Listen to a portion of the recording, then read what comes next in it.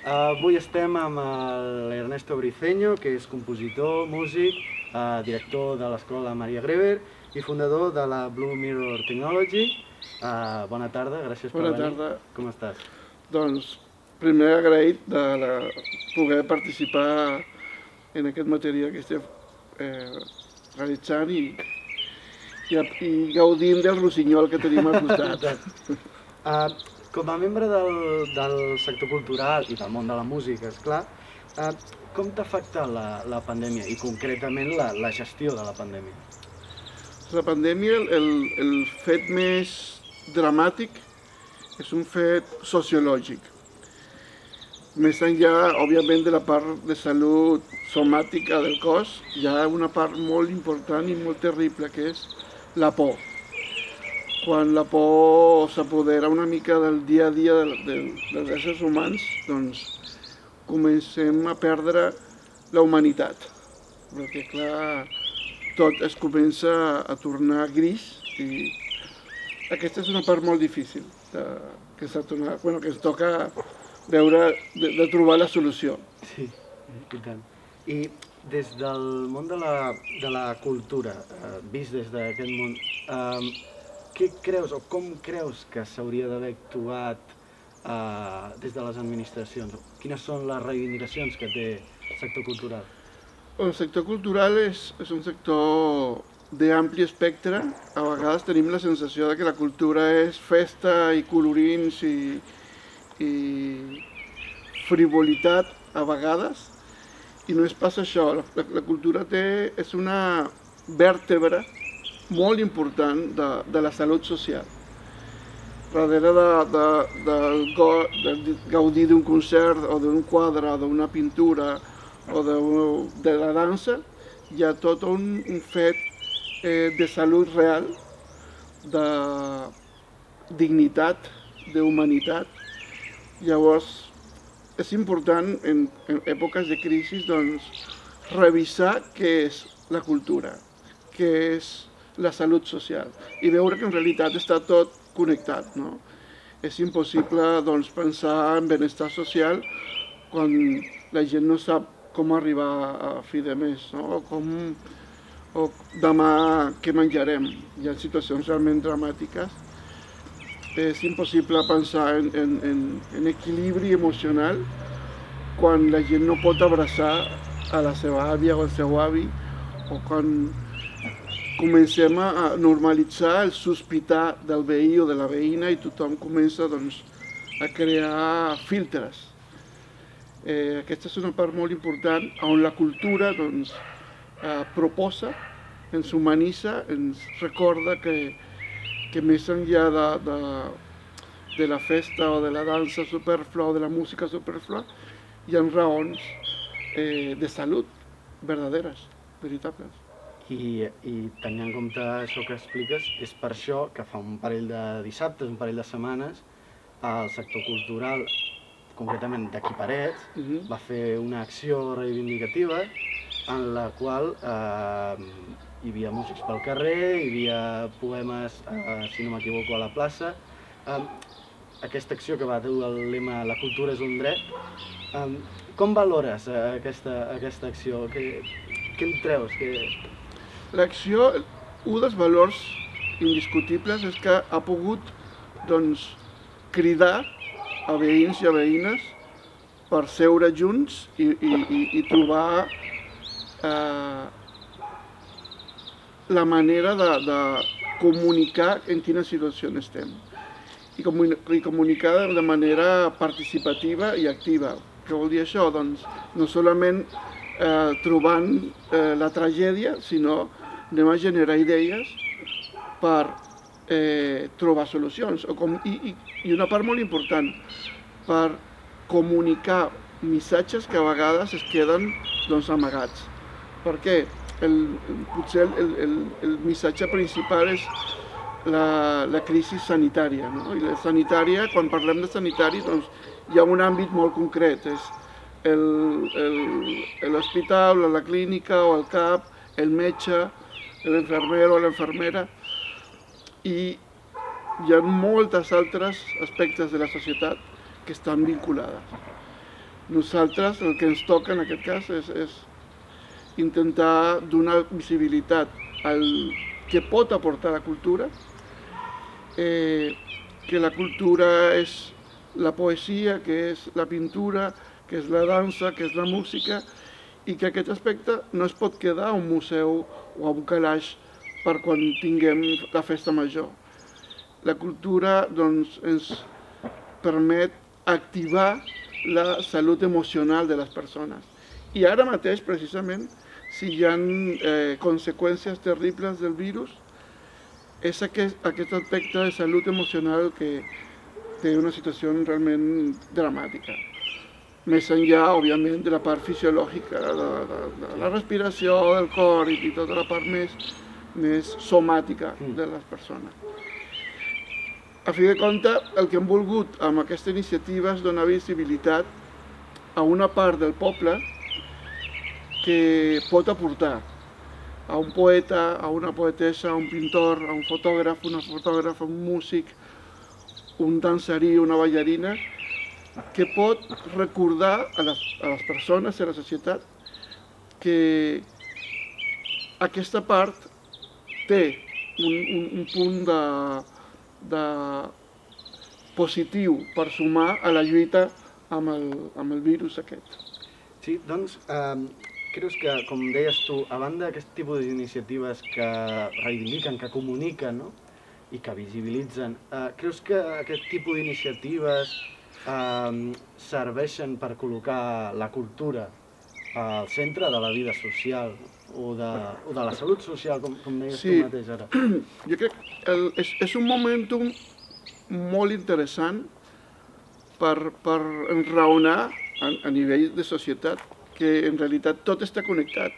Si quan parlem de sortir a córrer a gallecs i a guanyar oxigenació, no és solament sortir a córrer i omplir els pulmons d'oxígens, és estimar l'espai, és estimar el teu entorn, és reconèixer la presència d'un rossinyol que està regalant el seu cant. I tot això està vinculat amb la salut emocional. Si estem amb la por al cos, a casa, sense moure'ns, amb la incertidumbre de si podem abraçar o no a la gent, si podem sortir i escoltar música, si podem cantar i que la respiració no sigui una agressió a la veïna o al veí, doncs tenim que revisar de quina manera activem a tot un teixit que té la necessitat de col·laborar.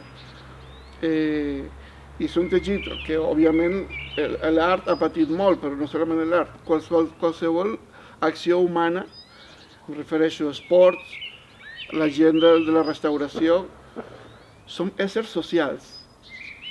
I el virus està atacant aquesta part humana de com ens relacionem els uns amb els altres. Abans has mencionat, perquè lligant amb el que deies, has mencionat abans la festa major, no? Que la cultura no és només allò superflu que treus a la festa major i tal. Quina opinió tens de la festa major d'hivern o d'estiu d'aquí Parets i quin model de festa o quin model cultural apostaries? La festa major és un ritual molt important en la societat i hauria de corregir la part de superflu, perquè no és pas superflu.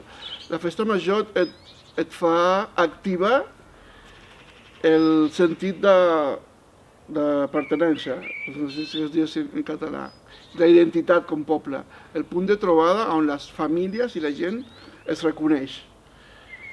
I la festa major és part de la cultura, però la cultura no pot ser el dia de o la festa de. La cultura és oxigen cada dia, amb petites accions. Òbviament el momentum de gaudir tots plegats a la gran nit d'estiu és una part molt important del ritual, però el que tenim que rescatar és l'acció diària, amb la cultura, amb l'esport, amb totes les activitats humanes, però la cultura a vegades tenim la sensació, la gent que treballem amb ella, de que tenim una funció decorativa, a vegades per fer el maco de l'event o de la festa. I llavors, com a societat, el més terrible, diria jo, és que ens perdem l'aport realment mesurable en termes de ciència que la cultura té a l'individu, a la família, a la societat. I llavors potser la lluita és de rellegir o desaprendre a vegades un concepte no prou important o no prou seriós de la cultura. A vegades, fins i tot parlant, diem el mundillo de la cultura.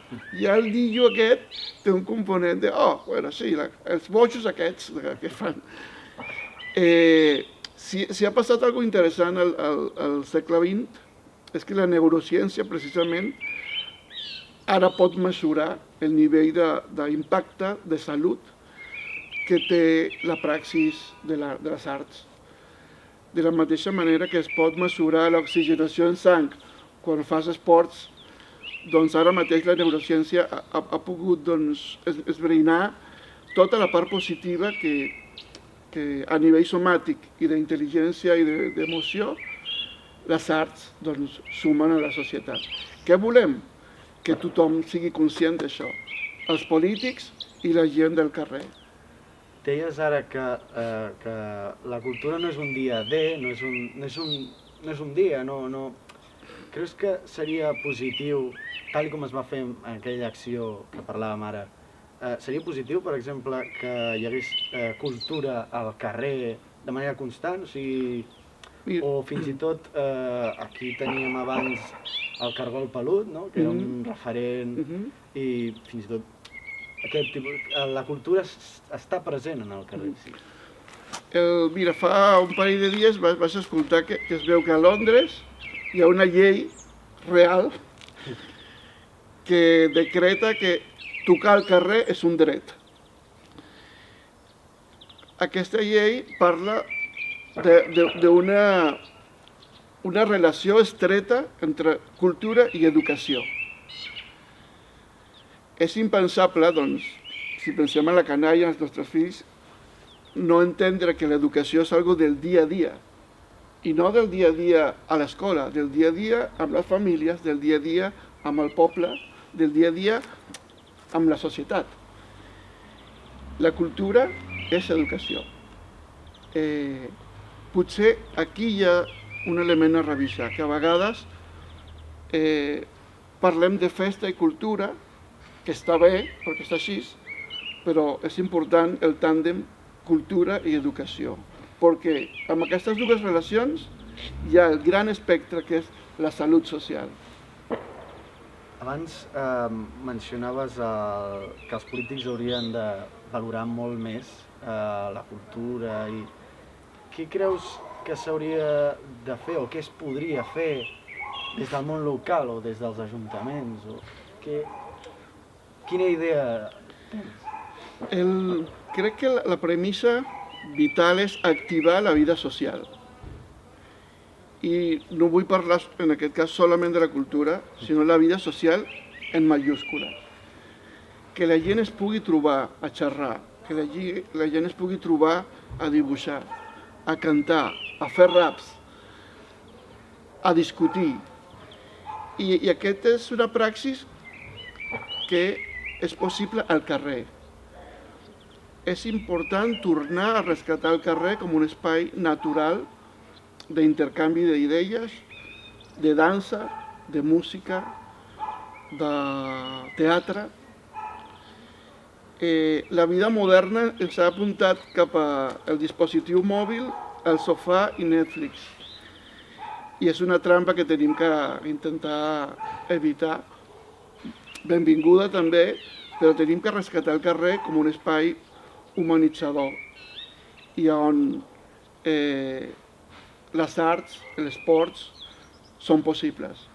O sigui, l'art o el món de l'art no és un teatre o no és el liceu o no és una biblioteca. És 360, o sigui, és la vida. anar al mercadillo, escoltar l'ambient i no trobar un músic o un poeta o algú fent una petita acció artística és com que, ostres, aquí falta alguna cosa. I a Europa hi ha una tradició d'art al carrer mil·lenària, doncs s'hauria de tornar a rescatar aquesta normalitat que la neurociència diu polimodal. Polimodal vol dir que amb estímuls de tota mena.